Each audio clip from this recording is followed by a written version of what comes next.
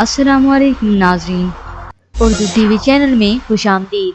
Dramas promo کے ساتھ ہم حاضر ہیں۔ ڈرامہ سیریل میرا خدا جانے ایپیسوڈ 30 جو کہ اب لاسٹ ایپیسوڈ ہونے والی ہے، جس کی پرومو نشر کر دی گئی ہے۔ تو آئیے ویورز چلتے ہیں پرومو کی طرف۔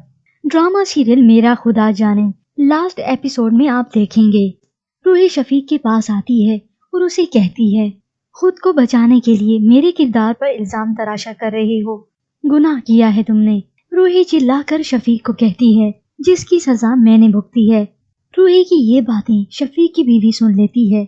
یہ سن کر اس کے پیروں تلے زمین نکل جاتی ہے۔ وہ فوراً ولید کے گھر جاتی ہے اور غصے سے جا کر ولید کو کہتی ہے تمہارے اور شفیق جیسے بے شرم انسان صرف اپنی ذات میں رہنا پسند کرتے ہیں۔ ولید یہ سن کر نارملی کہتا ہے اس سارے معاملے میں شفیق بھائی کا کیا قصور ہے؟ شفیق کی بیوی جو اب حقیقت جان چکی ہے وہ ولید کو حقیقت بتاتی ہے وہ انسان قصوروار نہیں، گنہگار ہے روحی کا۔ یہ سن کر ولید کی آنکھیں کھل جاتی ہیں۔